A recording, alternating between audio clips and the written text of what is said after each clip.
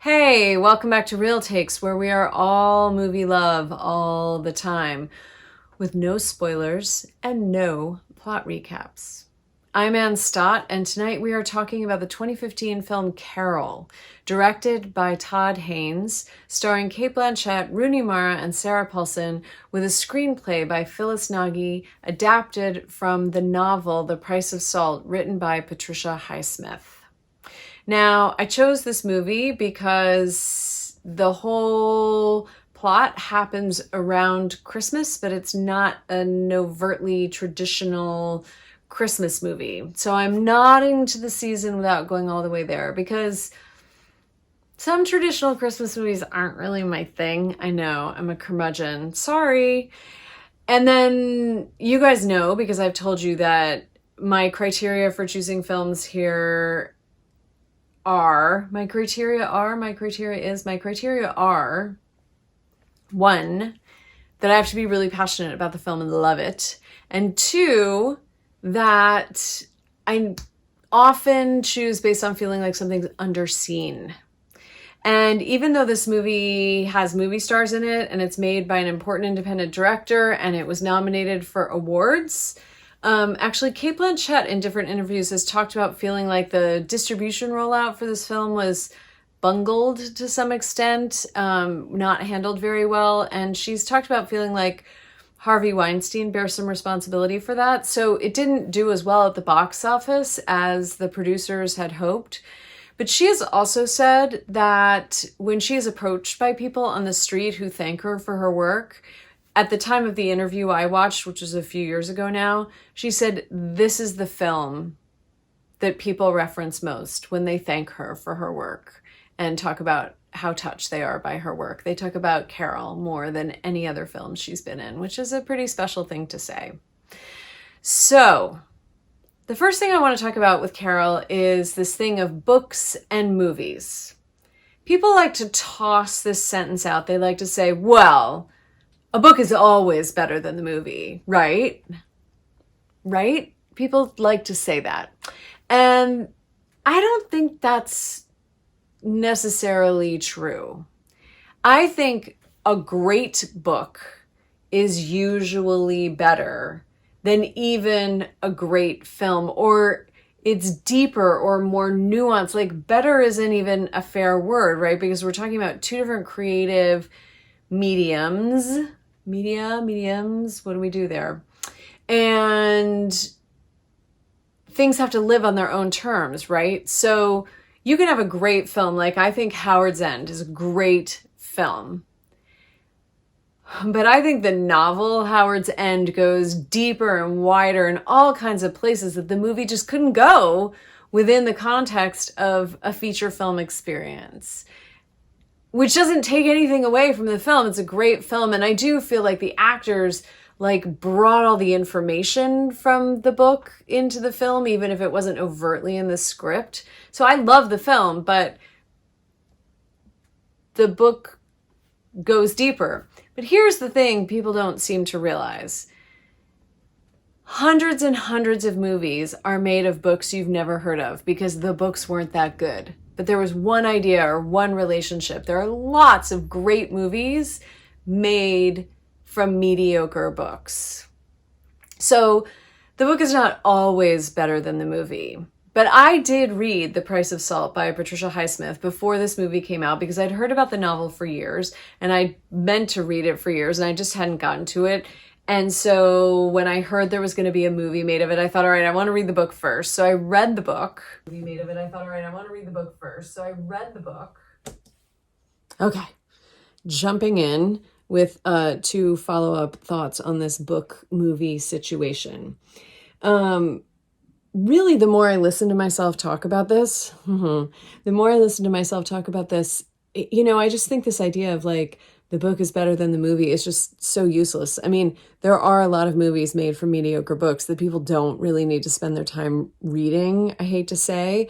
But if we're talking about an exceptional book and we're talking about an exceptional movie, I think we need to ask, did each thing fulfill its potential in its medium, because books are always going to do things films can't do, and films are always going to do things books can't do. And you can decide that you like the experience of the book more and what that gives you than the experience of the film. But, they really are two separate things, even when the movie is using the themes, plots, characters, and tone of a book to create a film. They're ultimately very different experiences. I also want to clear up, because I think I've left it a little ambiguous here.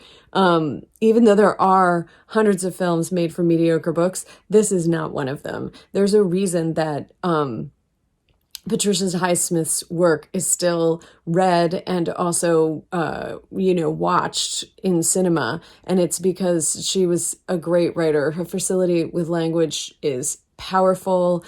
Her character development is gorgeous. The sense of suspense is so deep, and it's not that sort of like cliffhanger at the end of every chapter suspense. It's like rich, pulsing, sort of all pervasive suspense. It's a great read. I highly recommend it. And I'm very glad Todd Haynes made a beautiful film of it, which is a great film, which does things that the book can't do, and the book does things the film can't do, and that's always going to be the way. Back to our regularly scheduled programming. Patricia Highsmith, if you don't know, is mostly known for her psychological thrillers. So before writing The Price of Salt, she had written Strangers on a Train, which famously made into an Alfred Hitchcock film. And after writing The Price of Salt, she wrote The Talented Mr. Ripley, and then a whole series of books based on the Ripley character. So her genre was really psychological thriller, and this book about a woman in her 20s named Therese Belivet, who is working at the Christmas season at a department store in the toy section, meets Carol Aird, a 30-something soon-to-be divorced mother, and they fall in love. This story is her only love story. And she published it in 1952 under a pseudonym because at that time, homosexuality was illegal in many states, and it was also conflated with communism, which that sentence, homosexuality was conflated with communism, is so ridiculous, and yet it was really true and really terrifying in the 50s when the House Un-American Activities Committee was persecuting communists and communist sympathizers, which could include homosexuals. So she published The Price of Salt under a pseudonym, but the book sold really well. When it went to paperback, it sold, I think, 1 million copies in the first year. And part of the reason it sold so well, aside from the fact that it's incredibly well written, is that at the time, it was the only lesbian novel that didn't have a horrific ending. So there were other lesbian books out there. They were mostly what we now refer to as lesbian pulp fiction, and a lot of them were written really for the entertainment of heterosexual men.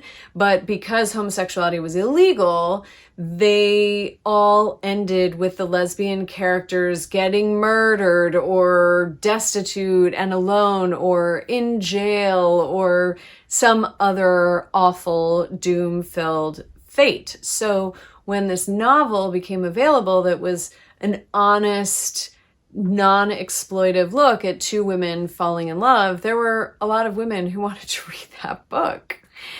A couple other things about the book that are cool. One is that Patricia Highsmith got the idea for this book because she was working the holiday season at a department store in the toy section and became completely enamored with a mother from New Jersey who came in to buy toys for her children. Now, they never had a relationship, they never got together, but that is the germ for this, the seed, I think would be a nicer way to put it, the seed for this novel, which is just a fun story. The other cool thing about this book is that it was published in 1952, and there's an extensive road trip element to this story. Therese and Carol go on a big road trip. It's a big part of the book.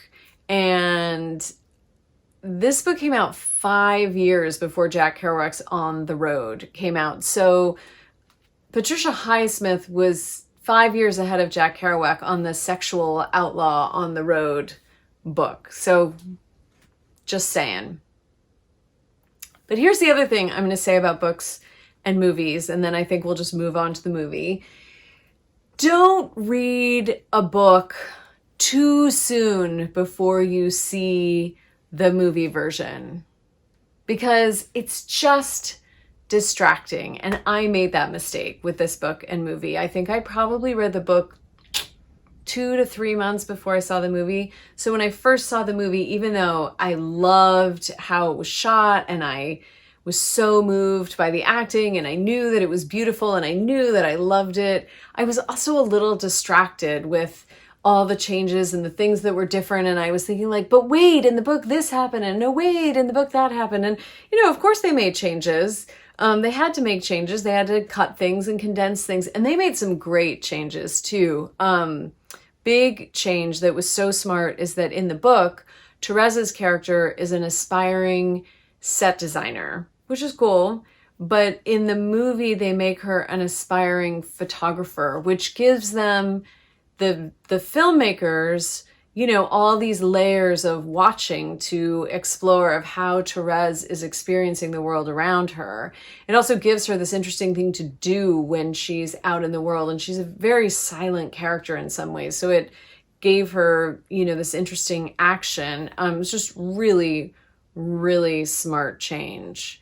So there's so much that's beautiful about this movie. They shot it in Super 16 millimeter, which was a film often used in the 50s. So visually, that sort of unconscious visual cue of where we are is so strong, and we get transported to another time that way. Everything about the production design and the acting is so great. Somebody said in an interview, I can't remember who right now, that, Todd Haynes is really generous with this process. And he shares like all of his research and all of his thinking with the actors and with the production team, of course, with the production team, but like with everybody. And someone said they really felt on the set like everyone came on set with the same idea of the movie they were going to be in and what they were trying to achieve. And they really attributed that to Todd Haynes's sort of creative generosity. Sarah Paulson also said in an interview that she feels that one of Todd Haynes's gifts is that he can tell a realistic story, but with like a heightened cinematic visual world happening at the same time. And I thought that was a really smart observation about a gift Todd Haynes definitely has, but also what's special about this movie, because we're in this very real story about these two women, one who's really coming of age and one who's in a crisis point in her life, and so in a big moment of change. And we really feel something that was in the book. I think one of the hardest things about book versus movie, and I said I wasn't going to talk about book and movie anymore, but here I am doing it, is to take the texture or the feeling or the mood of a book and translate that to this whole other medium is such a challenge. And they really did it. This sense of heightened reality that these two women are in, and when we're all in, when we're changing or coming into a new part of ourselves. And also this sense of danger, which I think was evoked so strongly in the book, partially because Patricia Highsmith is also a thriller writer. But there's actually a really fascinating way to explore new love, that we're in danger. Our hearts are in danger. And Therese in particular, her character is, feeling feelings she's never felt before, feeling them for a woman, which is illegal, with no one to talk to and no way to kind of process them for herself. And there were moments in the book of Therese's experience that I found deeply moving, and they really brought those to the film, both cinematically, but also in Rooney Mara's beautiful, vulnerable, layered performance so perfectly. And I'm equally moved by how she like rendered them on the screen as I am by what I felt when I read them in the book, which is huge.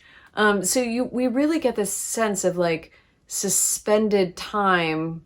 These women are sort of going through a portal, and we're not clear where they're going to land when they come out the other side, but their fates are now intertwined, and we're kind of, there's almost a sense watching the movie like I'm holding my breath, and I'm even though I know what's going to happen now, I'm like waiting to see what's going to happen. And there's this way that we're carried through, and there's like a cumulative power of what the characters go through and how we're taken through that process cinematically that really hits me very deeply every time I see the film. And so I love it. Obviously, I'm really passionate about it. I want everyone to see it. Have you seen it? If you've seen it, comment about it below. If you haven't seen it, please watch it and then comment below. Let me know what you think. And I will see you next Wednesday. Thanks for watching Real Takes. Hit the subscribe button below so the algorithms will tell you when new episodes are out. And if you want to support Real Takes, please visit my Patreon page where you can join at any tier from $2 to $100 per thing I make. The $15 tier is specifically about supporting Real Takes, and you'll get behind the scenes information and be thanked in future videos. See you next Wednesday.